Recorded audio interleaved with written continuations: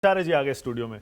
आपकी आवाज कट रही थी आचार्य जी, आप गाड़ी में रहे होंगे। ये राहुल गांधी फैक्टर रहेंगे मध्य प्रदेश, राजस्थान, छत्तीसगढ़ में या नहीं रहेंगे? क्योंकि राखी कह रही हैं हमारे पास बहुत सारे मुद्दे हैं, वो आए, हम तैयार हैं अपने सारे मुद्दों के साथ, घेरेंगे उनको उन्हीं की भारत जोड़ो यात्रा में। देखिए, राखी जी की तरह से अगर मैं बात करूं तो मैं बिल्कुल कहूंगा कि जो कर्नाटक की जीत हुई, हिमाचल की जीत हुई, ये भारत जोड़ो यात्रा का परिणाम है। और फिर मैं ये भी कह सकता हूं कि जब राहुल जी भारत जोड़ो यात्रा का पार्ट 2 शुरू करेंगे तो हम 2024 में मोदी जी को उखाड़ के फेंक देंगे, तो वो फिर बात में मज़ा नहीं आएगा।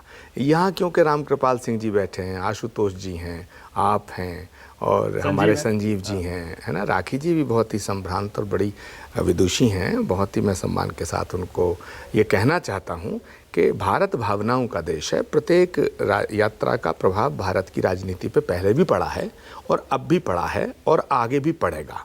तो यात्रा का प्रभाव ना पड़े मानक, ये तो बात नहीं हो सकती। दूसरी बात, अभी आपके शो में कई बार ये जिक्र आ रहा था कि राहुल गांधी की छवि बदल जाएगी, राहुल गांधी की छवि बदल सकती है या राहुल गांधी की छवि बदलना चाहते हैं। छवि बदलने के लिए यात्रा नहीं हो रही है। अगर छवि बदलने के लिए यात्रा होती तो उस यात्रा का प्रारूप दूसरा होता।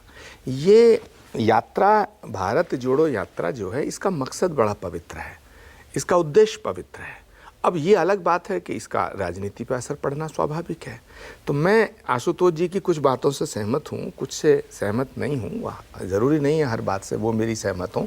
तो मैं इतना कह रहा हूँ कि पवित्र है मकसद, पवित्र मतलब राजनीतिक है ना यात्रा तो नहीं। मानक कोई भी व्यक्ति यदि ये कहता है कि मैं राजनीतिक नहीं हूँ तो इससे बड़ा झूठ हो ही नहीं सकता। लोकतंत्र में यदि मैं तो कह रहा हूँ, यहाँ डॉक्टर की दुकान पे भी राजनीति है, पान की दुकान पे राजनीति है, चाय की दुकान पे राजनीति है, नाई की दुकान पे राजनीति है, आश्रमों में राजनीति है, मंदिर में राजनीति है, मस्जिद में राजनीति है, चर्च में राजनीति है, खानकाहों में राजनीति है कहाँ राजनीति? यात्रा पवित्र कैसे कह रहे हैं? नहीं तो क्या मकसद पवित्र नहीं कैसे? तो क्या मकसद? चुनाव जीतना मकसद है? नो मानक, मैं इससे भी सहमत नहीं हूं। क्या राजनीति अपवित्र है? अगर राजनीति अपवित्र है तो राष्ट्र तो राजनीति से चलेगा। इसका क्या मतलब हो गया? राजनीति में रहने वाले सब अपवित्र हो गए? ये तो बड़ा कन्वीनियंट है ना आचार्य। नहीं, बीजेपी की राजनीति अपवित्र है, आपकी राजनीति पवित्र है। नो, ऐसा नहीं। मैं बीजेपी पे भी हमले करता हूं, लेकिन कभी कभी बीजेपी के सही फैसलों का समर्थन भी करता हूं। तो मुझे थोड़ा वक्त दे दें। मैं तो वैसे ही पर जाऊं, आप है ना राखी जी तो सरकार है। तो एनीवे, तो मैं ये कहना चाहता हूं कि परिस्थितियां, प्रारब्ध और पुरुषार्थ, ये तीन चीजें बड़ी महत्वपूर्ण हैं। तो राहुल गांधी जी का जो पुरुषार्थ है उसमें कोई कमी नहीं है। मुझे नहीं दिखता कि अभी रामकृपाल जी को सुन रहा था मैं, राहुल गांधी जी बहुत परिश्रमी व्यक्ति हैं, बहुत पुरुषार्थी हैं। तो राहुल गांधी जी जो यात्रा उन्होंने की और जो यात्रा करने जा रहे हैं, तो मुझे नहीं लगता कि राहुल गांधी जी के पुरुषार्थ में, उनके परिश्रम में कोई कमियां हैं। लेकिन परिस्थितियां क्या हैं? जब कभी भी हम इतिहास की बात करते हैं, पंडित नेहरू का ज़माना हो, इंदिरा जी का ज़माना हो, अटल बिहारी वाजपेयी जी का हो, लाल कृष्ण आडवाणी का हो, तो सबकी परिस्थितियां अलग अलग हैं। तो आज की जो परिस्थिति है, नरेंद्र मोदी जी और अमित शाह की जो बीजेपी है, इस बीजेपी की कल्पना यदि श्यामा प्रसाद मुखर्जी, आडवाणी जी और अटल बिहारी जी की बीजेपी से हम करेंगे तो गलत है। वो बीजेपी जो थी वो बीजेपी दूसरी थी, हालांकि उस बीजेपी का भी विरोध था।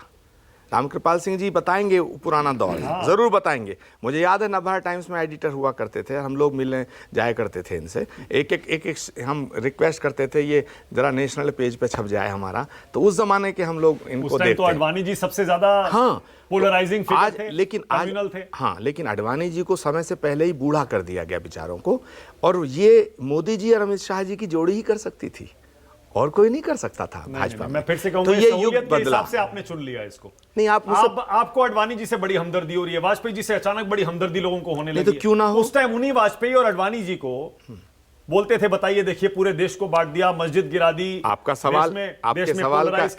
सवाल का जवाब मानक ये है, पंडित नेहरू से बड़ी हमदर्दी थी लोगों को, लेकिन राहुल गांधी से उतनी चिढ़ है तो उसी परिवार के। आपने कहा वो बीजेपी अलग थी, ये बीजेपी अलग है, और कांग्रेस वही है। वो कांग्रेस नहीं है। Not at all. कांग्रेस भी बदली है ना? बिल्कुल बदली है। क्यों नहीं बदलेगी? वो कांग्रेस जो थी वो महात्मा गांधी की कांग्रेस थी, फिर बीच में इंदिरा गांधी की कांग्रेस बनी, फिर बीच में सोनिया जी की कांग्रेस बनी, आज खड़गे जी की कांग्रेस है। आज दलित, शोषित, वंचित नेता की तो कांग्रेस है।